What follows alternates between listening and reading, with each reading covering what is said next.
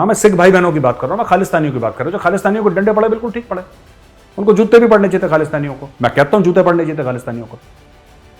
तो रोज सवेरे उठ के हम अखबार पढ़ते हैं, न्यूज देखते हैं, इंटरनेट पे हर जगह रोना, कोई ना कोई अपना गाना गा रहा होता है, कोई ना कोई अपना देखना रुदाली बनेंगे। हाय ये हो गया, हाय देखिए बड़ा गलत माहौल है, हाय हाय। फिर तुम देख लेना, अबे गधे की औलाद, देख के लेना तो मर गया वो क्या देख लेगा वो। जय हिंद दोस्तों, मैं हूं मेजर गौरवारी और आप देख रहे हैं द चाणक्य डायलॉग्स। इस वीडियो को लाइक करिए, हमारे चैनल को सब्सक्राइब करिए, बेल आइकन दबाना बिल्कुल मत भूलिएगा दोस्तों। खासतौर से वो हमारे दोस्त जो रोज के रोज हमारा वीडियो देखते हैं लेकिन सब्सक्राइब नहीं करते। देखिए बहुत मेहनत लगती है भाई, बहुत मेहनत लगती है। पूरी टीम है जो लोग रिसर्च करते हैं, एडिट करते हैं, मैं प्रेजेंट करता हूं। तो अगर आप सब्सक्राइब करेंगे हमारा मनोबल बढ़ेगा। यही एक कारण है जिसकी वजह से मैं रोज आपसे रिक्वेस्ट करता हूं कि सब्सक्राइब करिए। अच्छा, अब आते हैं खबरों पर दोस्तों। खबर ऐसी है कि जैक डॉर्सी, को फाउंडर ऑफ ट्विटर, एक जमाने में उसने को फाउंड करा था ट्विटर, उसने बोला है कि साहब हमें जब ये फार्मर्स एजिटेशन चल रहा था ना भारत में, तब हमारे ऊपर बड़ा प्रेशर आया था साहब। जनाब क्या प्रेशर आया हमारे ऊपर। इंडियन गवर्नमेंट ने बोला देखो तमीज से रहना वरना हम ट्विटर इंडिया में बंद कर देंगे। यानी कि इंडियन गवर्नमेंट ने धमकाया। उसके बाद और उसने बात बोला कि हम ट्विटर को बंद कर देंगे और ये ट्वीट हटा दो, ये ट्वीट हटा दो, ऐसा हटा दो, वैसा हटा दो। तो ये जैक डॉर्सी ने बोला। इससे क्या हुआ कि जिसको कहते हैं गहमा गहमी बढ़ गई राजनीतिक लैंडस्केप में। और आज की तारीख में देखिएगा शाम को डिबेट पर पक्का ही डिस्कस होगा। कुछ घंटे बाकी हैं, बस कुछ घंटे बाकी हैं, 4-5। अब देखिएगा शाम को डिबेट में क्या डिस्कशन होते हैं, देख लीजिएगा। 6 बजे से मामला शुरू हो जाएगा, जैक डॉर्सी ने क्या बोला था। अब मैं आपको 2-3 बातें बताता हूं। देखिए ऐसा है कि सबसे पहले ये क्लियर कर दें कि इसकी लीगल पोजीशन क्या है। ठीक है, यहां मैं आपको पढ़ के बताता हूं दोस्तों कि इसकी लीगल पोजीशन है तो है क्या। Article 19(2) of the constitution allows for restrictions in the interest of security and sovereignty of India, friendly relations with foreign countries, public order, decency or morality in relation to contempt of court, defamation or incitement to an offense. तो article 19 है और उसका second जो part है उसका article 19 का कहता है कि there are reasonable restrictions, freedom of speech पहली बात according to the Indian constitution. और इसका सरकार से कोई लेना देना नहीं है, कॉन्स्टिट्यूशन से लिखा हुआ है ये कि रीजनेबल रिस्ट्रिक्शंस होते हैं। फ्रीडम ऑफ स्पीच एब्सोल्यूट नहीं हो सकती। जो लोग, मैं आपको अभी बता रहा हूं, अभी एनएसयूआई वालों ने बोला है कि जो कांग्रेस का स्टूडेंट विंग है, और उनका पूरा अधिकार है, मैं ये नहीं कह रहा उन्होंने कोई गलत काम करा है, उनका पूरा अधिकार है जो करने का। और जहां तक उनका अधिकार है, मैं उनको अधिकार होने पर मैं सपोर्ट करता हूं, उनका पूरा हक है बोलने का। लेकिन मैं उनसे डिसएग्री भी करता हूं, रिस्पेक्टफुली डिसएग्री करता हूं। और मेरा डिसएग्रीमेंट कहां पे है, आपने बोला सर ये खतरे में है, वो खतरे में है, फ्रीडम ऑफ स्पीच खतरे में है, सरकार ने ये कर दिया, सरकार ने वो कर दिया। तो एक बात बताओ यार, कितने लोग थे जो नुपुर शर्मा के लिए खड़े हो गए। जैक डॉर्सी की फ्रीडम ऑफ स्पीच एब्सोल्यूट है। वो जो अमेरिकन सिटीजन है, एक अमेरिकन कंपनी है ट्विटर, उसको अगर रोकने की कोशिश करी सरकार ने, रोक दिया तो हाय तौबा मौत आ गई सबकी। ट्विटर को कैसे रोक दिया यार, मोदी जी ने तो गला घोट दिया फ्री स्पीच का। तो फ्री स्पीच नुपुर शर्मा की नहीं थी, नुपुर शर्मा की नहीं थी फ्री स्पीच, उसकी फ्री स्पीच नहीं थी। क्या फर्क पड़ता है नुपुर शर्मा का, क्या फर्क पड़ता है। तो यहां पे जो फ्री स्पीच के एडवोकेट्स हैं ना भारत में, एक्चुअली उनके साथ प्रॉब्लम क्या है, ये बड़ा सेलेक्टिव है यार। ठीक है, अगर उनकी राजनीतिक पार्टी को सूट करती है फ्री स्पीच तो ये फ्री स्पीच का झंडा लेंगे। अगर उनकी राजनीतिक नैरेटिव या राजनीतिक पार्टी को सूट नहीं करता है तो बोल देंगे हाथ झाड़ो यार, हमें क्या फर्क पड़ता है। यह सच्चाई है फ्री स्पीच की। एक दिन मैं ये जो पूरा चूरन बिका है ना गोदी मीडिया वाला, दोस्तों एक दिन मैं आपको बताऊंगा ये पूरा गोदी मीडिया का चूरन बना कैसे, इसके पीछे कौन कौन चित्रकार और कलाकार थे, ये टर्म कैसे कॉइन हुआ और इसकी शुरुआत कहां है, ये भी मैं एक दिन एक्सपोज करूंगा पूरा। मैं बनाऊंगा एक पूरा गोदी मीडिया के ऊपर। फिलहाल मैं बात करना चाहता हूं जैक डॉर्सी का जो कमेंट है कि भारत की सरकार ने बोला कि हम ट्विटर को बंद कर देंगे। क्यों ना कर दे ट्विटर बंद यार, यहां पर वायलेंस हो रहा है, यहां पर लाल किले के ऊपर खालिस्तानी चढ़ गए हैं। ठीक है, उन्होंने फार्मर्स एजिटेशन को हाईजैक कर लिया खालिस्तानियों ने। ठीक है, फार्मर्स अपना कर रहे थे, फार्मर्स का पूरा हक है एजिटेट करने का, ये भारत का संविधान हक देता है। ये कोई सरकार हक नहीं देती उनको, ये गौरवारी हक नहीं देता, ये भारत का संविधान हक देता है। लेकिन संविधान ये हक नहीं देता कि आप लाल किले पे चढ़ दौड़ो और फिर जैसे दिल्ली पुलिस ने डंडे बजाए तो भागे ऐसे खालिस्तानी चूहे के बच्चे तो हैं ये, 2 मिनट में भागे। दिल है नहीं इनका, कमजोर दिल है, सब भाग गए। अच्छा, now coming back to the point. ये कहते हैं कि ट्विटर को धमकी दी। क्यों ना दे धमकी तुम्हें? तुम बाप लगे हो यहां पे सबके, तुम बाप लगे हो, तुम जो चाहे करोगे। भारत में कत्लेआम हो रहा है, तुम्हें कोई फर्क नहीं पड़ता, ट्विटर चलना चाहिए। क्यों? और जो लोग ट्विटर को डिफेंड कर रहे हैं, जो लोग ट्विटर को डिफेंड कर रहे हैं भारत में फ्री स्पीच, सुनो, एक बात सुन लो ध्यान से, मैं आपको समझा देता हूं और आखिरी और पहली बार समझा रहा हूं। Twitter has nothing to do with free speech. Twitter एक बिजनेस है। आप ट्वीट करते हैं, ट्विटर उसके पैसे कमाता है। भगवान के लिए बात समझिए। आप क्या समझ रहे हैं ट्विटर फ्री में कर रहा है ये सब? ट्विटर को आप बंद करोगे, ट्विटर के बिजनेस में आप दखलंदाजी करोगे, ट्विटर का रेवेन्यू कम होगा। फेसबुक क्या कर रहा है? यही तो कर रहा है। इंस्टाग्राम क्या कर रहा है? ये कमाते कैसे हैं? आपको क्या लगता है कि आप फ्री में ट्वीट करते तो फ्री में उनकी तनख्वाहें कैसे जाती हैं? जो 20, 25, 30 अरब डॉलर का वैल्यूएशन हो रखा है ट्विटर का, पता नहीं कितने का हो रखा है, आई डोंट नो कितने का है ट्विटर का वैल्यूएशन, लेकिन अरबों खरबों डॉलर में है। वो वैल्यूएशन किस तरीके से हुआ? फ्री? किसने आपको बताया फ्री स्पीच? किसने बताया आपको? तो ये सब लोग छात्र संघ वाले चढ़ गए भाई कि कैसे कर दिया ये मोदी सरकार ने, ये मोदी सरकार ने। भाई देखिए, आपकी पार्टी ने पूरी इमरजेंसी लगा रखी थी यहां पे। 2 साल तक इंदिरा जी ने इमरजेंसी लगाई, सबको चाहिए, इसको जेल में डालो, इसको मारो, इसको ये करो, इसको टांग दो। फिर तो मेरा कहने का मतलब है कि जो सरकार ने करा बिल्कुल ठीक करा। जो वहां पे खालिस्तानियों के डंडे बजाए, मैं किसानों की बात नहीं कर रहा, मैं खालिस्तानियों की बात कर रहा हूं, दोनों में फर्क है। और ना मैं सिख भाई बहनों की बात कर रहा हूं, मैं खालिस्तानियों की बात कर रहा हूं। जो खालिस्तानियों को डंडे पड़े बिल्कुल ठीक पड़े, उनको जूते भी पड़ने चाहिए खालिस्तानियों को। मैं कहता हूं जूते पड़ने चाहिए खालिस्तानियों को। तो जैक डॉर्सी का रोना कि हमें आ गया, तो रो क्यों रहा है भाई? तू तो धंधा करने के लिए बैठा है, धंधे में होता है ऐसा। जैक डॉर्सी, तू धंधा करने के लिए बैठा है भाई, ऐसा होता है। देश को जब सरकार को नहीं समझ में आएगा, सरकार बंद कर देगी। फिर क्या होगा? ऐसा नहीं होना चाहिए, वैसा नहीं होना चाहिए, ये नहीं होना चाहिए। ये सब बकवास की बातें हैं। जब देश की इंटरनल सिक्योरिटी पे बात आएगी तो इंटरनेट भी बंद होंगे, ठीक है, धारा 144 भी लगेगी। Learn to live with it. और हर चीज में मैं उन लोगों से हाथ जोड़ के विनती करता हूं, जो हिंदुस्तानी, यार रोना बंद करो यार, हर चीज में मत रोया करो यार। इतना नेगेटिव माइंडसेट ठीक नहीं। मैं रोज सवेरे उठ के हम अखबार पढ़ते हैं, न्यूज देखते हैं इंटरनेट पे, हर जगह रोना, कोई ना कोई अपना गाना गा रहा होता है, कोई ना कोई अपना रो रहा होता है। स्टॉप क्राइंग यार, इंसान बन जाओ, stop crying. And Jack Dorsey से मैं ये कहना चाहता हूं, यार जैक डॉर्सी एक बात बताओ, जब ट्रंप ने मना कर दिया था कि मैं तो चुनाव हारा ही नहीं, वो अड़ गया था, आप लोगों ने क्या करा था? ट्रंप ने ट्रूथ सोशल क्यों बनाया? आप अमेरिकन सिटीजन हो, आप ही का तो राष्ट्रपति था वो, उसने ट्रूथ सोशल क्यों बनाया? उसने ट्रूथ सोशल क्यों बनाया? उसने ट्रूथ सोशल इसलिए बनाया क्योंकि उसको पता था कि तुम ट्विटर वाले फ्रॉडिया हो, तुम सब लोग फ्रॉड कर रहे हो। उसने बोला मैं अपना बना लूंगा, मुझे तुम्हारी जरूरत ही नहीं है।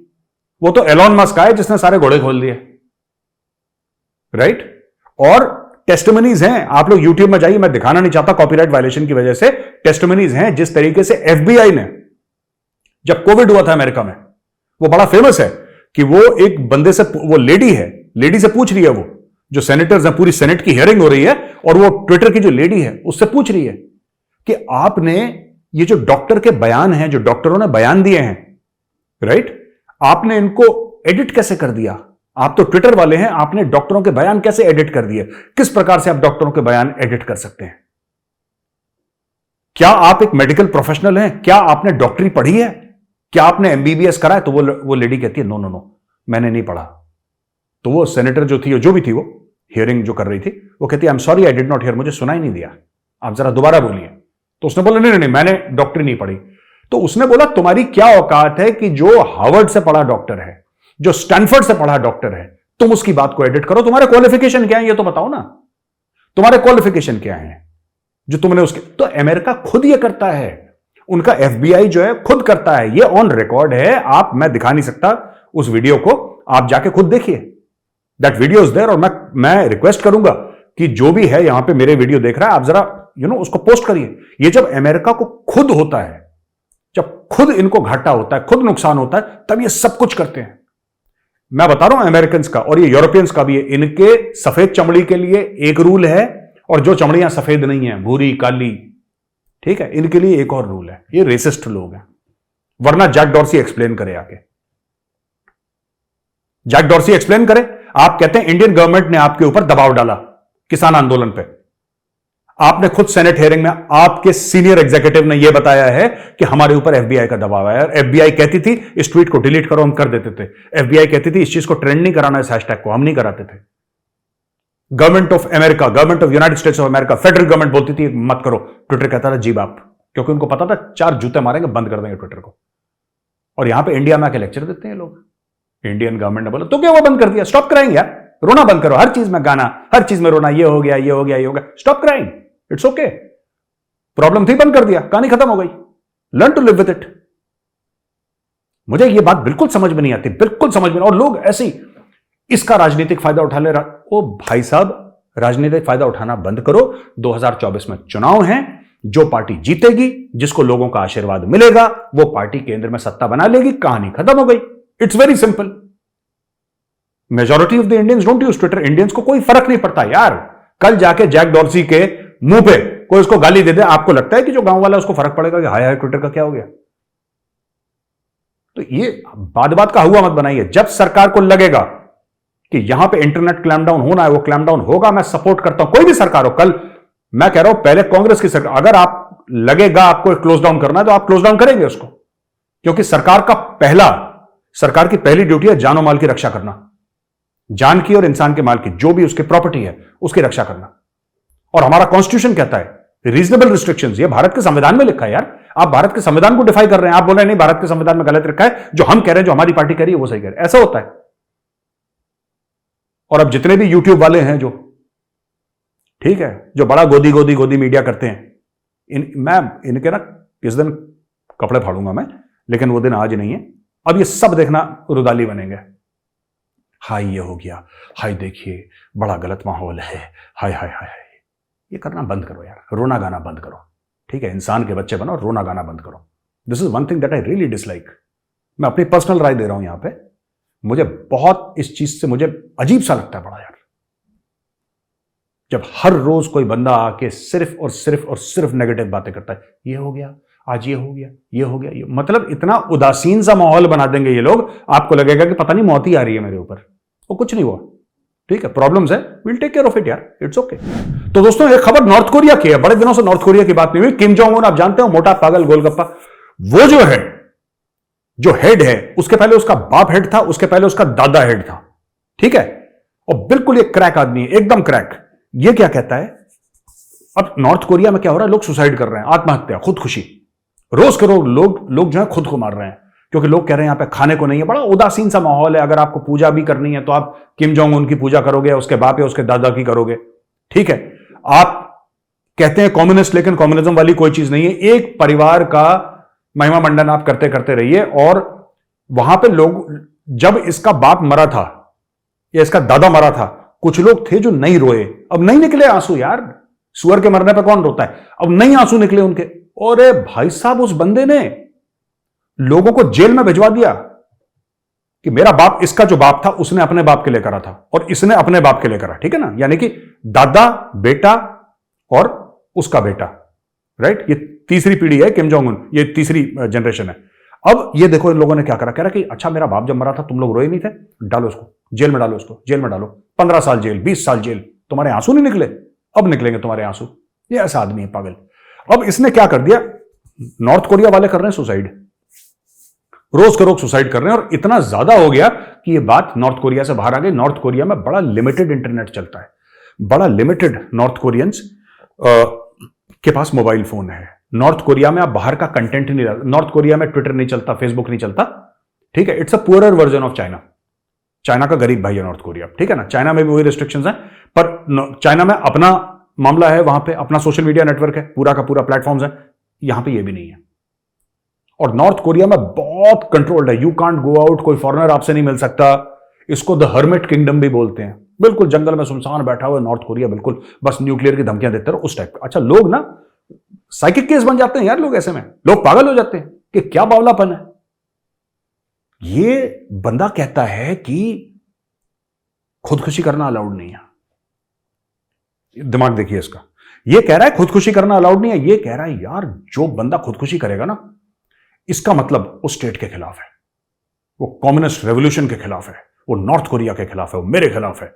तो अगर तुमने सुसाइड करा, अगर तुम्हारी पूरी फैमिली ने सुसाइड करा फिर तुम देख लेना। अबे गधे की औलाद, देख के लेना, तो मर गया, वो क्या देख लेगा? वो कह रहा तुम देख लेना। ये धमकियां दे रहा है उनको जो कि मर चुके हैं, मरे हुए बंदे को धमकी दे रहा है कि तू मर गया, अब तू देख लेना। ये क्या करेगा मैं आपको बताता हूं, यह है तो क्रैक। ये क्या करेगा, जो मर गया है ना, जैसे कोई बंदा मर गया, उसका 2-3 साल का बच्चा है, ये 2-3 साल के बच्चे को जेल में डाल देगा। मतलब आदमियों को डरा के ऐसा कर देगा कि भाई साहब आप हाथ जोड़ लो कि ना, अब नहीं करना मैंने, अब मैं पस्त हो गया हूं, मैं सुसाइड नहीं करूंगा, ठीक है, मैं ऐसे जीऊंगा पागल की तरह नॉर्थ कोरिया में। तो ये इस बंदे ने कर दिया। He says no, committing suicide is not only illegal, it is a major crime. तुम अगर मर गए तो मैं तुम्हें जिंदा करूंगा, मैं फिर तुम्हें मार दूंगा, और फिर अगर मर गए फिर जिंदा करके मैं फिर मार दूंगा तुम्हें। ये धमकियां दे रहा है पागल आदमी। दोस्तों खबर आई है अपनी भारत से ही, निर्मला सीतारमण जी हैं जो she is the honourable finance minister of India. वो कह रहे हैं कि India GDP has touched the 3.75 trillion mark, यानी कि जो 3.5 ट्रिलियन की थी वो 3.75 ट्रिलियन, यानी well on its way to becoming a $4 trillion economy. और लोग कहते हैं जिस तरीके से जर्मनी में रिसेशन है, लोगों का मानना है कि 1-2 साल में हो ना हो Bharat 4th largest economy in the world बन जाए। मुबारक आप सबको। I feel very proud as an Indian and I think we should celebrate rather than कि हम रोते रहना कि हाय ये हो गया, हाय हो गया, हाय हो गया। Celebrate the good things also once in a while ना। कभी कभी अच्छा लगता है यार, ठीक है, कभी कभी अच्छा लगता है कि आप भारत जैसे तरक्की कर रहा है, भारत की प्रॉब्लम्स हैं उनको भी उजागर करना चाहिए, जो हम में कमियां हैं उसके बारे में भी डिस्कशन हो। लेकिन मुझे ऐसा लगता है कि 24 घंटे अगर आप हाय छाती पीटते रहेंगे ना, तो उससे क्या होगा, नेगेटिविटी फैलती है। और मुझे उन लोगों पे बड़ी दया आती है, दिन रात यही करते हैं। हमारी तरह बनो। हमें देखो हम क्या करते हैं, सवेरे उठते हैं, हाथ मुंह धोते हैं, एक्सरसाइज करते हैं, ब्रेकफास्ट करते हैं, और पाकिस्तान को कहते हैं बेटा कान पकड़ो, पकड़ लिया कान, अब बेटा मुर्गा बन जाओ। बस शाम तक मुर्गा बना रहता है पाकिस्तान, शाम को बोलते हैं जाओ अब सो जाओ, अगले दिन फिर मिलेंगे, ठीक है, मुर्गा बनो। ये करो, इससे हेल्थ भी बनेगी और पाकिस्तान का मुर्गा भी बनेगा, ठीक है, हेल्थ आपकी बनेगी, मुर्गा उनका बनेगा। All right. तो ये कह रहे हैं at current prices India GDP ranks above the UK, France, Canada, Russia and Australia at current prices. तो भारत की इकोनॉमी इन सब जो फर्स्ट वर्ल्ड कंट्रीज हैं इन सब से ऊपर है भारत की इकोनॉमी, और ये और ज्यादा आगे ग्रो करेगी। India is a bright spot in the global economy. ये आईएमएफ भी कह चुका है, ये वर्ल्ड बैंक भी कह चुका है, सारे लोग कह चुके हैं कि अगर कोई ब्राइट स्पॉट है, अगर किसी का 0% चांस रिसेशन का है, वो India. And I think these things should be celebrated यार, ठीक है। तो जो लोग रोते रहते हैं ना, मैं आपको सिर्फ यार एक टिश्यू पेपर दे सकता हूं यार। आप इसको टिश्यू पेपर मान लो, आप इसको पाकिस्तान का करेंसी मान लो, आप जो माननी है, नाक पहुंच लो, आंसू पहुंच लो यार, छोड़ो यार, रोज रोज ऐसा गाना ठीक नहीं लगता मुझे, ठीक है। स्वीडन का एक थिंक टैंक है जिसका नाम है Stockholm International Peace Research Institute, SIPRI, Stockholm International Peace Research Institute. उसने ये बोला है कि India is intensifying its efforts to bolster its nuclear capabilities with particular emphasis on developing longer range weapons, according to a report. तो ये SIPRI की report है, यानी कि भारत अपना न्यूक्लियर जो वेपन प्लेटफॉर्म्स हैं उनको डेवलप कर रहा है और लॉन्गर रेंज मिसाइल्स बना रहा है, ठीक है ना। इन्होंने बोला है कि the strategic shift is driven by escalating tensions and perceived threats from neighbours China and Pakistan. India and Pakistan appear to be expanding their nuclear arsenals and developing new types of nuclear systems. The rapidly increasing geopolitical tension in Indo-Pacific, marked by Chinese assertive behavior and rapid military modernization, has compelled India to reassess its strategic priorities. देखिए भाई, साफ सीधी बात है, हम हैं शांतिप्रिय देश, ठीक है, हम हैं शांतिप्रिय देश, लेकिन we are peaceful, we are not helpless. दोनों में फर्क है, और मैं आपको फर्क अब समझा भी देता हूं, ठीक है। हम शांतिप्रिय हैं, ठीक है, हम लोग हेल्पलेस नहीं है कि हम ऐसे ही बैठे हैं क्या होगा, ऐसा नहीं है। तो इनका ये कहना है, स्टॉकहोम का जो इंस्टीट्यूट है, ये कह रहा है कि साहब इंडिया अपना लॉन्गर रेंज वेपन सिस्टम्स बना रहा है, मिसाइल्स बना रहा है। मैं आपको एक और बात बता दूं, जो हमारा मीडिया नाच रहा था ना कि अग्नि 5 5000 से ऊपर का रेंज है, भाई साहब ऐसा है, ये अग्नि 5 वालों ने आपको चूरन खिला दिया और आपने चूरन खा लिया। किसी को नहीं पता अग्नि का रेंज क्या है। हाँ, कुछ लोगों को जो साइंटिस्ट काम कर रहे हैं उनको पता होगा, प्राइम मिनिस्टर को पता होगा, एनएसए को पता होगा, आर्मी नेवी एयरफोर्स में कुछ चुनिंदा ऑफिसर्स को पता होगा, जाहिर सी बात है डीआरडीओ को, इसरो को पता होगा, जाहिर सी बात है। लेकिन अगर आप ये सोचते हैं कि किसी मीडिया हाउस को कोई फोन करके बताएगा कि एक्चुअली पता है क्या है, हेलो हेलो हेलो, यस ये वाला मीडिया हाउस बोल रहा है, हाँ देखो जो अग्नि 5 है ना उसका एक्चुअल रेंज इतना, ऐसा कुछ नहीं है। These are confidential thing, these are secret things. तो जो भी सोच रहा है 5,000 8,000, ठीक है, मैं ये नहीं कह रहा कि क्या रेंज है उसका, क्योंकि मुझे भी नहीं पता ये बात, लेकिन मुझे इतना पता है कि ये सब चीजें डिस्कस नहीं करते। कोई भी देश अपने वेपन प्लेटफॉर्म्स का डिस्कशन नहीं करता। जो ट्रंप के ऊपर केस फाइल करा है उसमें से कई चार्जेस हैं, ठीक है, कई चार्जेस हैं उसके ऊपर, आई थिंक 30 35 40 चार्जेस हैं। उनमें से एक चार्ज ये भी है कि अपने वेपन सिस्टम्स का कैपेबिलिटी उसने डिस्कस करी लोगों के साथ, तो उसकी फाइल ले गया अपने घर। समझ रहे हैं आप? एक पूर्व राष्ट्रपति अमेरिका जैसे देश का, उसके ऊपर यह केस भी लगा है कि उसने अपने जो वेपन सिस्टम्स हैं उसका डिस्कशन कर दिया, उसकी फाइल घर ले गया। ये इतने सीक्रेट होते हैं कि आप एक पूर्व राष्ट्रपति के ऊपर केस चला सकते हैं। यहां पे मीडिया वाले इसी में खुश हैं कि भाई अग्नि का ये रेंज है। किसी बच्चे ने देख लिया होगा विकिपीडिया में, बोला कि हाँ जनाब 5,000, इसमें तो चाइना भी जद में है इसकी, पाकिस्तान भी जद में है इसकी, ये भी फलाना, ये सब हल्की बातें हैं, नोबडी नोज। तो India is developing it's missile capabilities every single day. और भी हैं प्रोजेक्ट्स जिनके बारे में ज्यादा बात नहीं होती, ठीक है, जिनके बारे में लोग ज्यादा बात नहीं करते, किसी के बारे में नहीं पता, इनको मतलब नोबडी नोज अबाउट देम। लेकिन यह बात तय है कि India is working on longer range missiles than even Agni. उसका अग्नि सीरीज का नाम भी नहीं है, उसका नाम ही कुछ और है। उस पर भी डेवलप कर रहे हैं इंटरकॉन्टिनेंटल बैलिस्टिक मिसाइल्स, और पता नहीं कौन कौन से फ्यूल से क्या क्या है, और न्यूक्लियर वॉरहेड वाली। और यह जरूरी है। मुझे नहीं लगता कि पाकिस्तान, क्योंकि पाकिस्तान तो बेलांत भर का पाकिस्तान है, ठीक है। मैं आपको एक बात बताता हूं, पाकिस्तान की जो चौड़ाई है ना, आप देखेंगे ऐसे पाकिस्तान है ऐसे इंडिया है, राइट। अगर मैं एडिटर साहब से रिक्वेस्ट करूं कि वो मैप दिखाएं, तो आप ये देखेंगे जहां से हमारा बॉर्डर लगा है ना, पाकिस्तान की जो चौड़ाई है वो बहुत कम है, बहुत कम है। कहीं कहीं चौड़ाई 400-500 किलोमीटर है, कहीं 600-700-800 किलोमीटर है। इस प्रकार से पाकिस्तान की चौड़ाई है भारत को लेकर, यानी कि उस तरफ अफगानिस्तान है, राइट। आप इनफैक्ट एक काम करिए, आप गूगल मैप्स पे जाइए और आप श्रीनगर से आप काबुल का डिस्टेंस देखिए जरा। काबुल अफगानिस्तान में, श्रीनगर टू काबुल का आप डिस्टेंस देखिए, क्रो फ्लाइज, यानी कि बिल्कुल सीधा, line of site, crow flies बोलते हैं उसको। एज द क्रो फ्लाइज आप डिस्टेंस देखिए, लाइन ऑफ साइट क्या डिस्टेंस है, रोड का डिस्टेंस नहीं, सीधा। तब आपको पता लग जाएगा दिल्ली कहां पे, काबुल कहां पे, श्रीनगर कहां पे। सो ऑल दीज लोकेशंस इन पाकिस्तान, काबुल जाहिर सी बात है अफगानिस्तान में, लेकिन अगर मिसाइल इंडिया से जाती है, ठीक है, इवन मैं अफगानिस्तान सिर्फ आपको एक एग्जांपल दे रहा हूं क्योंकि अफगानिस्तान पाकिस्तान से भी परे है, पाकिस्तान से भी और टुवर्ड्स द वेस्ट है, नॉर्थ एंड नॉर्थ वेस्ट की तरफ है अफगानिस्तान। इसलिए मैं आपको एग्जांपल दे रहा हूं कि अग्नि मिसाइल है या हमारी लॉन्ग रेंज मिसाइल्स हैं, उसका पाकिस्तान से कोई लेना देना नहीं है, क्योंकि पाकिस्तान बिलांज भर का है, ठीक है।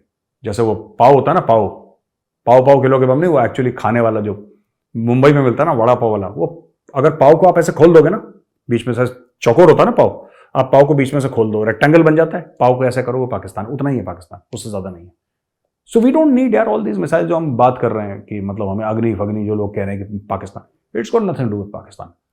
मेरा यह मानना है, व्हाट आई थिंक इज, इसके higher strategic aims and one of the major strategic aims of Agni is of course China, complete IOR, Indian Ocean Region, complete Asia Pacific domination. ये इसका एम हो सकता है, ये मेरा एनालिसिस है, आई कुड बी रॉन्ग, हो सकता है मैं गलत भी बोल रहा हूं, लेकिन ये दोस्तों मेरा एनालिसिस है। आखिरी चीज है कि पाकिस्तान ने खुशखबरी सुना दी है कि जो तेल आया था, जिसके बारे में हमने बात करी थी कि पाकिस्तान में तेल आया है, वो इनके मंत्री हैं, एक पाकिस्तान के मंत्री हैं पेट्रोलियम के, मुसद्दिक मलिक। उन्होंने बोला है साहब ये जो तेल का हमने पैसा दिया ना, चाइनीज करेंसी से दिया है।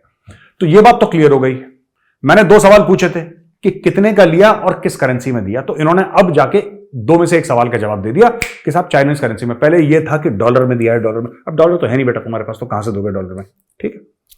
इसमें 2-3 चीजें हैं, मैं इसके बारे में बता दूं। जो पाकिस्तान डील के उछल रहा है ना, जो पाकिस्तानी सरकार उछल रही है, पाकिस्तानी जो पत्रकार हैं, जो जर्नलिस्ट हैं, उनको सच्चाई पता है इसकी। यह सच्चाई मैं भी आपके साथ शेयर करता हूं, लेकिन पहले मैं बता दूं इन्होंने चाइनीज करेंसी में क्यों दिया। चाइनीज करेंसी में इसलिए दिया क्योंकि पाकिस्तानी करेंसी रशिया ने लेने से मना कर दिया। रशिया ने बोला जंक यार, ये है पाकिस्तान की करेंसी और यही उसकी औकात है, तो रशिया क्यों लेगा, रशिया बावला हो रहा है। रशिया ने मना कर दिया, रशिया ने बोला जाओ भागो ऐसे, हमें नहीं चाहिए, किसी और करेंसी में लेकर आओ, डॉलर नहीं दे सकते तो चाइनीज करेंसी में लेकर आओ। भाई साहब भागे भाईजान चाइनीज करेंसी दे दें। चिंग भाई, चोंग भाई, वोंग भाई, टिंग टोंग भाई जरा देना, तो टिंग टोंग भाई ने कुछ पैसे दे दिए, इन्होंने तेल मंगवा लिया। अब ये मंगाया है एक्सपेरिमेंटल बेसिस पे, क्योंकि ये वन टाइम तेल आ रहा है। अब ये मत सोचिएगा कि और तेल आएगा, मतलब इसकी खेप है पूरी एक, वो अलग अलग जहाजों में आएगी, लेकिन ये वन टाइम पूरी जो कंसाइनमेंट है, जितने की भी कंसाइनमेंट है, ये हो सकता है 2-3 जहाज आए, लेकिन it's part of the same consignment, एक ही कंसाइनमेंट का साइन कराए। अब ये पहले इसको रिफाइन करने की कोशिश करेंगे, बिकॉज पाकिस्तानियों का ये कहना है, एंड जितने भी इनके जर्नलिस्ट हैं, पाकिस्तानी मीडिया का ये कहना है कि we do not have the capability to refine Russian crude. जो यूराल का क्रूड है या रशियन क्रूड है, जो भी उसका नाम है, we do not have the capability of refining. अब इन्होंने मंगवाया है, अभी रिफाइन करने की कोशिश करेंगे। तीसरी चीज, राइट, इसकी वजह से दाम कम नहीं होंगे तेल के पाकिस्तान में, यानी कि कॉमन मैन को बेनिफिट नहीं जाएगा। चौथी बात, अभी तक इन्होंने ये नहीं बताया कि भाईजान कितने का लिया है वो, ये तो बताओ कि भाई साहब मैंने इतने का लिया है तेल, this oil we have taken for this per barrel, ये रेट लगाया हमारा, बताओ ना, दुनिया के सामने बताओ। मैं आपको बता रहा हूं असली बात, और जो कल परसों जब ये बात निकलेगी, वो है ना कि जगजीत सिंह साहब की गजल है ना, बात निकलेगी तो फिर दूर तलक जाएगी, तो यही है, बात निकलेगी तो फिर दूर तलक जाएगी। वो बात क्या है दोस्तों, मैं आपको आज बताता हूं। बात सिंपल सी ये है कि इन्होंने ज्यादा पैसे दे दिए हैं, अब लोगों के सामने इनके मुंह नहीं खुल रहे। इन्होंने ईगो प्रॉब्लम में कि क्योंकि इमरान खान ने बोला था इसलिए इनको करना था, इन्होंने ये नहीं बताया कहां से पैसे आए, इन्होंने ये नहीं बताया, ये पैसे चाइनीज से लिए हैं। अब ये भी तो पता है, चलो चाइनीज करेंसी में आपने पे करा, आपके पास थी चाइनीज करेंसी? नहीं थी आपके पास, ये चाइनीज करेंसी आई कहां से? ये कौम को पता है ना। ये पाकिस्तानी क्या करते हैं कि जो आवाम है ना, जो लोग हैं, इनके भीड़ जो है, वो अपने बॉसेस से झूठ बोलती है, जो ऊपर इनकी सरकार है उनसे झूठ बोलती है, सरकार, ये दोनों एक दूसरे से झूठ बोल रहे हैं। अब आपने चाइना से, माना कि आपने चाइना से कुछ रुपए लिए चाइनीज करेंसी में, तो आपने कुछ whatever you have taken some Chinese currency, वो चाइनीज करेंसी आपने चीन से ली और आपने रशिया को दी। वो किस रेट पे लिया आपने लोन चाइना से, ये भी तो बताएं ना कौम को। आप ये बताएं कौम को कि जी हमने इस रेट पे ये हमने लिया था, ये हमारा मामला था, इस रेट पे हमने लिया है। आप नहीं बताओगे इसको, you will never ever reveal this. कि वो दो चीजें हैं इसमें, एक तो तेल का रेट, आपने रूस से तेल किस रेट पे लिया, और दूसरी चीज जो चाइना से आपने पैसे उधार लिए वो कितने ब्याज पे लिया आपने, उसके क्या टर्म्स एंड कंडीशंस थे, कुछ तो बताओ। नहीं बताओगे। अगर मैं किसी पाकिस्तानी से पूछूंगा, बोलेगा आपका क्या लेना देना जी, आप तो इंडियन हो, हमारा मर्जी, हमारा। हर एक मुल्क बताता है, every country says except for Pakistan and north Korea. ये दो मुल्क हैं जो कुछ नहीं बताते किसी को, क्योंकि चोरियां इतनी हैं। आपके मन में चोर नहीं, खुद बताओ ना सबके सामने कि ये कागज है यार, ये लो तुम्हारे मुंह पे मारा, जाओ ऐश करो, इतनी रेट पे कराया हमने, कर लो क्या कर सकते हो। इंडिया ने बोला ना, जब यूरोप ने बोला इंडिया को कि आप क्यों ले रहे हो रूस से तेल, डॉक्टर जयशंकर ने मारा मुंह पे उनके एक, चुप हो गया यूरोप। अमेरिका को बोल दिया नहीं जाना तुम्हारे नेटो प्लस में, जाओ ऐश करो, चुप हो गया अमेरिका। जब आपका मन साफ होता है, जब आपके मन में चोर नहीं होता, तब आप सच बोलते हो। और मैं पाकिस्तान की सरकार से यह बोलना चाहता हूं, आप अपनी कौम से झूठ बोल रहे हो क्योंकि आपके मन में चोर है। बताओ ना, वो चाइनीज करेंसी आई कहां से, कितनी रेट पे आई, क्या टर्म्स एंड कंडीशंस है चाइना के, बताओगे? नहीं बताओगे, नहीं बताओगे, आप बता नहीं सकते। कौम आपको मार मार के निकालेगी जूते, जिस दिन आप कौम को यह पता लग गया पाकिस्तानियों को कि तुम करते क्या आए हो उसके साथ इतने 75 साल से, वो तुम्हारे जूते बरसाएगी वहां पे। और दूसरी चीज, फिर ये बताओ किस रेट पे तुमने रूस से तेल लिया है, रेट भी तो बताओ। चाइनीज करेंसी से लिए, वो तो हमें पता है, क्यों तुम्हारी करेंसी तो खुद पाकिस्तानी पसंद नहीं करते, जिन्ना की फोटो वाले नोट पाकिस्तानी खुद पसंद नहीं करते, तो चलेगी तो फॉरेन करेंसी। अब तुमने रिवील कराएगी चाइना से लिए, किस रेट पे लिए तो बताओ। तो दो सवाल और हैं मेरे, किस रेट पे आपने चाइनीज करेंसी उधार ली है, और आपने किस रेट पे रूस से तेल खरीदा है। ठीक हो गया। तो दोस्तों यहां पे आज का वीडियो खत्म होता है। अब हम आते हैं आपके मेन और असली मसालेदार चीजों में, question and answers. Get ready. पहला सवाल है नेहा पटेल का। जय हिंद सर। जय हिंद Neha ji. Media houses like BBC News, Quint, Wire, The News Minute, Alt News, News Laundry, The Caravan, etc. are funded by IPSMF. IPMSF was started by funds of 100 crores, which was anchored by Wipro chairman Azim Premji and Rohini Nilankeni. They are funding an organization like IPSMF, which will in turn fund all these propaganda portals, which are actively working towards destroying India. What are your views on this? मुझे लगता है नेहा जी, ये आपको खबर गलत मिली है। ठीक है, मैं पूरे यकीन के साथ कह सकता हूं कि आप जो कह रहे हैं आजम प्रेमजी ने फंड करा है, आजम प्रेमजी ने, मैं आपको बताता हूं आजम प्रेमजी ने क्या क्या फंडिंग करी है। मैं इसलिए आजम प्रेमजी की गारंटी ले रहा हूं क्योंकि आजम प्रेमजी मेरा सुपर बॉस रह चुका है। ठीक है, उसका नाम है Azim Hashim Premji, and Azim Premji is one of the most decent man modern India has seen. वो बंदा फरिश्ता है। मेरा कोई विप्रो से लेना देना नहीं है, विप्रो तो मैंने बहुत पहले छोड़ दी थी, 15 साल हो गए विप्रो को छोड़े हुए, ठीक है ना, तो मेरा कोई लेना देना नहीं विप्रो से। लेकिन मैं आपको बात बता दूं, that man is as decent and as you will find. जब सुनामी आया था ना, जब सुनामी आया था तमिलनाडु में, इस बंदे ने मदद करी थी। आपको आजम प्रेमजी और उसके फैमिली की फोटो बहुत कम दिखाई देगी, बहुत कम दिखाई देगी आजम प्रेमजी और उसके फैमिली की फोटो, क्योंकि विप्रो का जो मीडिया विंग है वो इनको पर्सनली प्रोपेगेट नहीं करता। विप्रो में ये इनकरेज करा जाता है कि आप सोशल काम करें।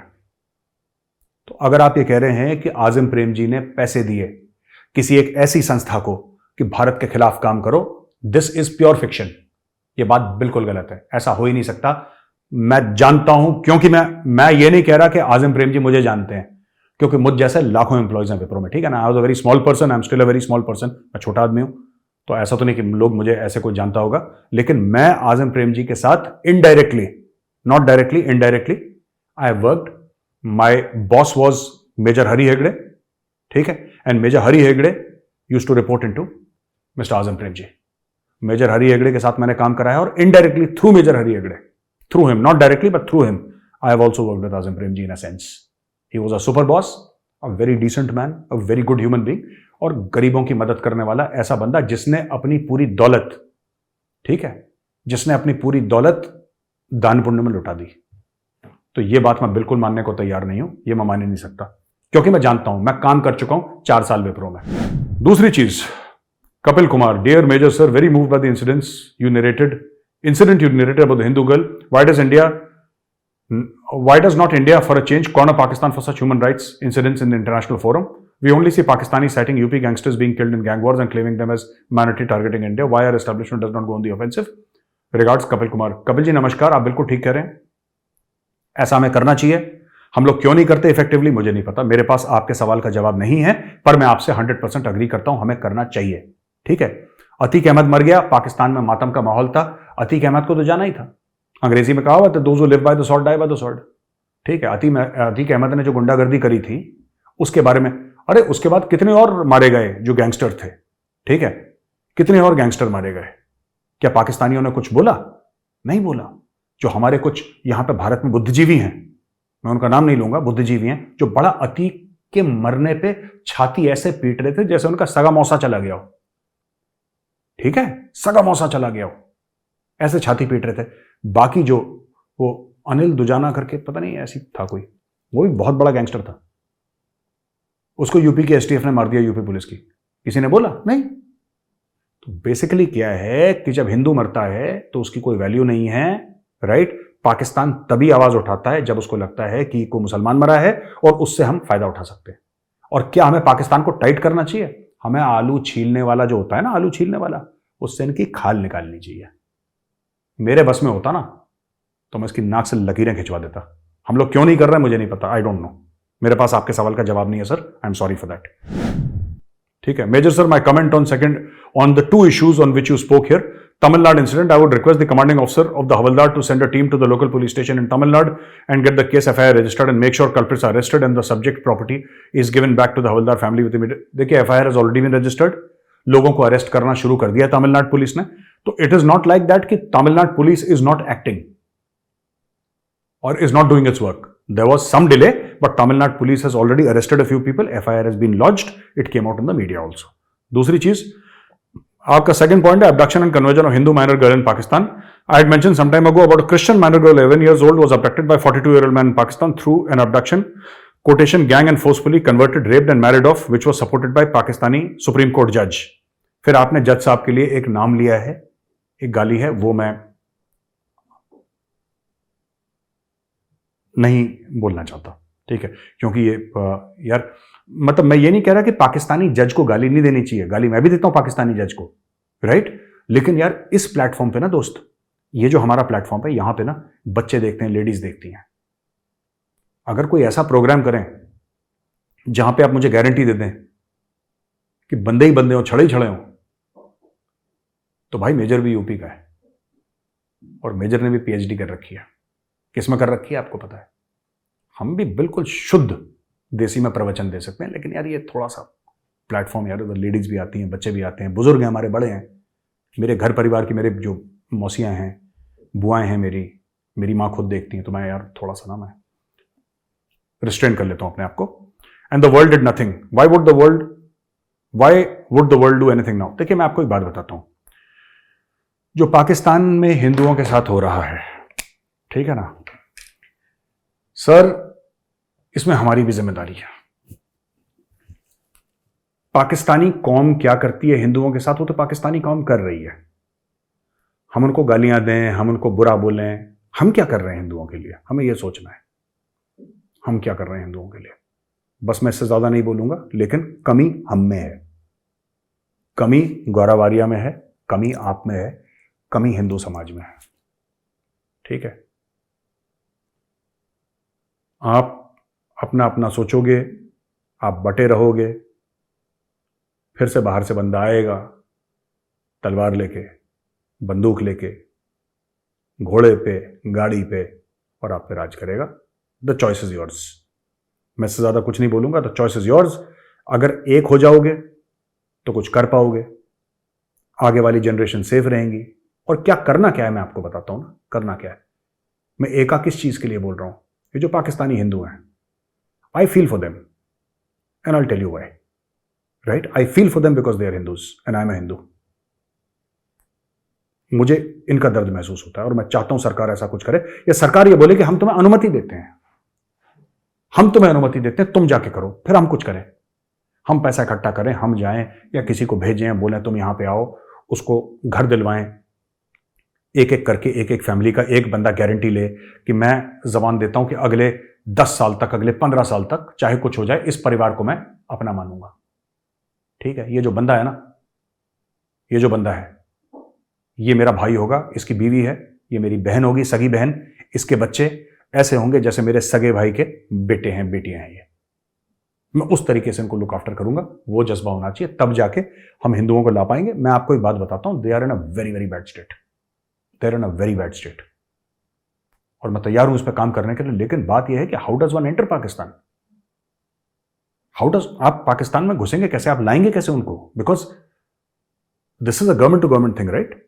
तो जब तक सरकार आपको परमिट नहीं करेगी, आप किस तरीके से काम कर पाएंगे। You can't work as an individual because it's another country. Bharat में उताम कर लेते, भारत में उताम कर लेते, ठीक है। और हम ये नहीं कह रहे कि वो आएंगे तो हम उनको बड़ी शान शौकत से रखेंगे, नहीं, हम जैसे रहते हैं वैसे ही यार, ठीक है।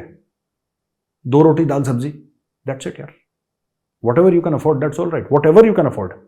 बट उनके बच्चों की पढ़ाई लिखाई, कि एक पीढ़ी को अगर आप 10-15 साल लुक आफ्टर कर लोगे ना, फिर वो अपने पैर पे खड़े हो जाएंगे, फिर उनको किसी की हेल्प की जरूरत नहीं है, वो खुद मैनेज कर लेंगे। लेकिन सपोर्ट तो चाहिए होगा बॉस, उनको सपोर्ट चाहिए होगा, सरकारी नौकरियां उनको चाहिए होंगी, या उनको प्राइवेट नौकरियां चाहिए होंगी, स्किल डेवलपमेंट चाहिए होगा, एजुकेशन चाहिए होगा, दोनों लड़के लड़की का बराबर, इक्वल, ठीक है। और मुझे लगता है कि उनको पहले so many years of trauma of having lived in Pakistan as a minority, वो भी बड़ा ट्रॉमेटिक मामला है पाकिस्तान में ना, तो उनको उनकी मेंटल हेल्थ, साइकोलॉजिकल हेल्थ देखना, ये सब चीजें करनी पड़ेंगी। वेदांत शर्मा जी का है question, sir Jayant, in the previous video you told about the वामपंथीज and how they are destroying our generations. What do you think is the best way to deal with the so-called professors? As per my thinking, this can be resolved by spreading education and keep them busy in their own personal affairs so they cannot do anything. ये जानना चाहते हैं आपने वामपंथियों की बात करी है, जो प्रोफेसर हैं, टीचर हैं, जो खराब कर रहे हैं हमारी आगे नस्लें।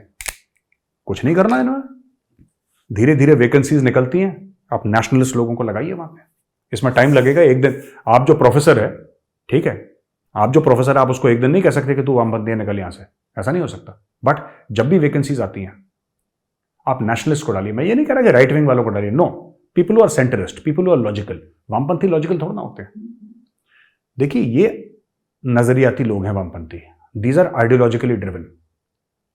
ये आप कभी भी देखना किसी भी वामपंथी को जो टेलीविजन डिबेट पे आएगा, टेलीविजन डिबेट पे आएगा, आप किसी भी कम्युनिस्ट को ये बोल दो कि भाई गलवान जैसी जगह हमारे 20 भाई वहां पे वीरगति को प्राप्त हो गए गलवान में, राइट।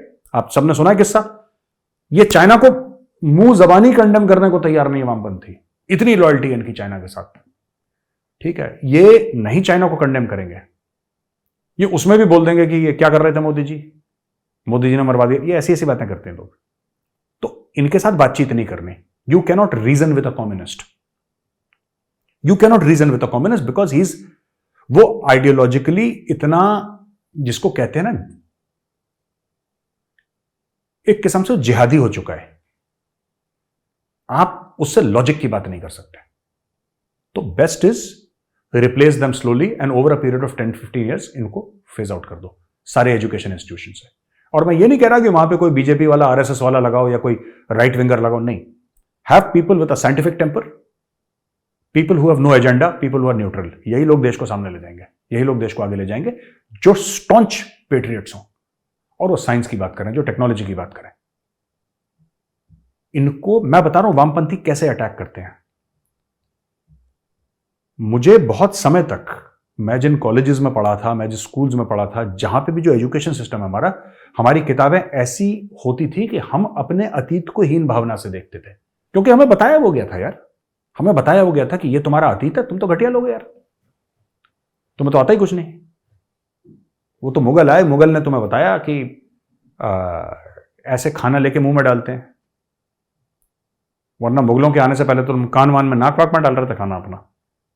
ठीक है, तुम्हारे कान में दांत होते थे और नाक के अंदर तुम्हारी जीभ होती थी, तुम तो मुंह से खाने नहीं खाते, तो मुगलों ने बताया, वरना तुम्हें क्या तमीज थी खाना खाने की। अंग्रेज आया, अंग्रेज ने तुम्हें लिखना पढ़ना सिखाया। तुम्हें आता था लिखना पढ़ना? जो हमारे साधु थे हजारों साल से, जिन्होंने वेद लिखी हैं, जिन्होंने ग्रंथ लिखे हैं, ठीक है ना, जिन्होंने भगवत गीता लिखी है, जिन्होंने रामायण लिखी है, चाणक्य जिसने अर्थशास्त्र लिखी है, और कितने हैं, there is a body of work. उन सबको कुछ नहीं आता था, वो लोग कोई नहीं थे, है ना। जो हमारे लोग हैं जिनकी वजह से हमारा माथा बिल्कुल ऐसा हो जाता है कि फक्र से ऊंचा हो जाता है, छत्रपति शिवाजी महाराज, श्री गुरु गोविंद सिंह जी महाराज, महाराणा प्रताप, ये कोई नहीं थे ना, इनको तो कुछ नहीं आता था। आता तो अंग्रेज को था भाई। अंग्रेज आया, अंग्रेज ने बताया तुमको कि ए फॉर एप्पल होता है बेटा। हां, जब अंग्रेज ने बताया ए फॉर एप्पल, तो तब तुमने सेब को देखा और तुमने देखा, अरे यार ये सेब है, हाँ ये एप्पल है। मैं तो बेवकूफ था, मैं तो उसको पत्थर समझता था, मैं सेब खाता थोड़ा ना था, मैं तो सेब से कंचे खेलता था। अब गोरा आया, गोरे ने बताया कि गौरव भाई ये ए फॉर एप्पल है, ठीक है, और बी फॉर बॉल है, बॉल से क्रिकेट खेलते हैं। मैं तो बॉल को खाता था पहले, मुझे तो बाद में पता लगा कि बॉल से क्रिकेट खेलते हैं। तो अंग्रेज, तो ये सब चीजें ये लोग करते हैं वामपंथी। वामपंथियों को टाइट करने की बहुत ज्यादा आवश्यकता है। मैं आपको बता रहा हूं, ये दीमक है, जिहादी सांप है।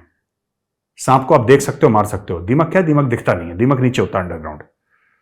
अभिनव अग्रवाल, हेलो मेजर साहब, जय हिंद। जय हिंद Abhinav ji. I recently came across an opinion that the voting age should be raised to 25, only those who complete 3 years of community service like serving in the army, police, firefighters, etc. I would like to hear your opinion on this.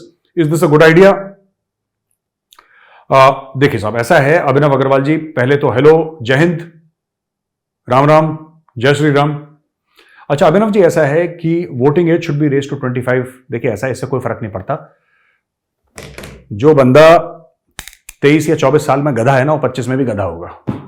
वो ऐसी बात नहीं है कि 25 में वो खरगोश बन जाएगा, शेर बन जाएगा। जो गधा है वो गधा है, ठीक है। तो 18 इज द डिसाइडेड एज, मुझे नहीं लगता कि इसको बढ़ाना चाहिए, ठीक है, दैट्स ऑल राइट।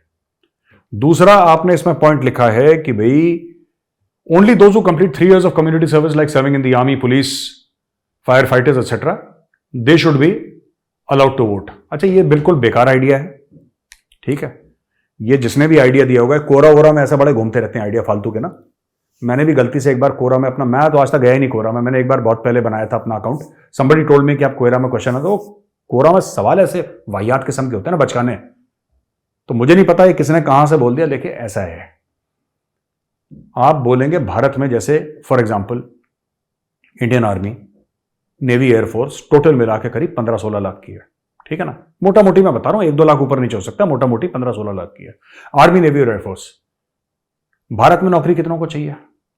सरकारी नौकरी सबको माना कि एलिजिबल 60 करोड़ है। आप उनको डालोगे आर्मी में, नेवी में, एयरफोर्स में, या पुलिस में, या फायर फाइटर में? आपके पास वो लॉजिस्टिक कैपेबिलिटी? भारत में हर एक बंदे को नौकरी देने का budget America, China, Russia, European Union, India, African continent, सारे देशों को मिला दो ना, दे कैन नॉट गिव सरकारी jobs to all Indians. Bankrupt हो जाएगा अमेरिका और पूरा यूरोपियन यूनियन एक दिन में बैंकरप्ट हो जाएगा, इनके नाक से लकीरें खिंच जाएंगी। तो ये चीज है कि बंदा करेगा तभी या वो वोट करेगा 3 साल में, ये बिल्कुल गलत चीज। और फौज के अपने स्टैंडर्ड होते हैं, हर थोड़ा बंदे को ले लेती है फौज। बात है फौज में there are so many capabilities, leadership qualities होती हैं यार, बंदे के फिजिकल और मेंटल एप्टीट्यूड होता है एक चीज का। ये बात ऐसी हो गई, ये आपका ओपिनियन नहीं, मैं आपको नहीं बोल रहा, पर जिसने भी ओपिनियन दिया तो यही बात है कि यार एक काम करो यार, ये लोग हैं इनको कुछ आता जाता है नहीं, या फिर इनको हमें कैपेबल बनाना है, तो एक काम करो सबको आईआईटी में डाल दो, ये अपने आप ब्राइट हो जाएंगे। आईआईटी में पता है क्यों आईआईटी इतना बढ़िया इंस्टीट्यूशन क्यों है? एक तो उसका एक इंस्टीट्यूशनल डेप्थ है, उसकी टीचिंग ऐसी है, उसका करिकुलम ऐसा है, उसका माहौल ऐसा, वो अलग चीज है। आईआईटी में शुरू से जाते ही बंदे ब्राइट हैं यार, क्लास के टॉपर्स जाते हैं। और वो भी कौन से क्लास के टॉपर्स? 100 स्कूल होंगे ना, 100 स्कूल के 100 टॉपर होंगे, माना कि क्लास 12th के, उन 100 टॉपर्स में अगर आप कंपटीशन करोगे तो उसमें से कोई इक्का दुक्का जाएगा आईआईटी। तो जब आप क्रीम भेजोगे तो इंस्टीट्यूशन अपने आप ऊपर आ जाएगा। प्लस वहां की पढ़ाई ऐसी है, प्लस वहां का माहौल ऐसा है, प्लस हर चीज ऐसी है, तो फिर जाहिर सी बात है यार कि एवरीथिंग विल बी डिफरेंट ना। तो ये कहना कि फौज में भेज के प्रॉब्लम सॉल्व हो जाएगी, देखो दोस्त ऐसा है, मैं आपको एक बात बताता हूं साफ सीधी, एवरी पर्सन, ठीक है, हर एक शख्स पेट्रियट है। आपको देश सेवा के लिए आपको वर्दी पहनने की जरूरत नहीं कि आप आर्मी की हरी वर्दी पहनोगे या पुलिस की खाकी पहनोगे तभी आप पेट्रियट हो। हर एक बंदा जो डॉक्टर ईमानदारी से इलाज कर रहा है वो भी उतना ही बड़ा देशभक्त है जितना एक फौजी है। जो वकील ईमानदारी से किसी की मदद कर रहा है न्याय प्राप्त करने के लिए, वो भी उतना ही बड़ा देशभक्त है जितना एक फौजी है, ठीक है। जो इंजीनियर मिलावट नहीं कर रहा, ईमानदारी से अपना काम कर रहा है और ईमानदारी से अपनी पूरी इंजीनियरिंग की स्किल लगा के भारत की सेवा कर रहा है, वो भी उतना बड़ा देशभक्त है जितना एक फौजी है जो बॉर्डर पे खड़ा हुआ है। मैं एक फौजी होने के नाते एक बात बताता हूं, मैं आपसे, ठीक है, और जो भी सुन रहे हैं, मैं आपसे सुपीरियर नहीं हूं। आप मेरे बराबर हैं, मैं आपके बराबर हूं। मेरा एक्सपर्टीज कुछ है, आपका एक्सपर्टीज कुछ है। आप मेरी रिस्पेक्ट करते हैं और मैं उससे ज्यादा मैं आपकी रिस्पेक्ट करता हूं। That's it. अगर हम लोग ये एटीट्यूड लेंगे तो देश अपने आप खड़ा हो पड़ेगा। ये जरूरत नहीं कि सब लोग फौज में जाएं, इधर जाएं, पुलिस में जाएं, नॉट रिक्वायर्ड एट ऑल। मैं नहीं मानता इस चीज को। तो दोस्तों, आई होप आपको ये एपिसोड पसंद आया होगा। अगर पसंद आए तो इस एपिसोड को लाइक करिए, हमारे चैनल को सब्सक्राइब करिए, बेल आइकन दबाना बिल्कुल मत भूलिएगा। जय हिंद, वंदे मातरम, भारत माता की जय।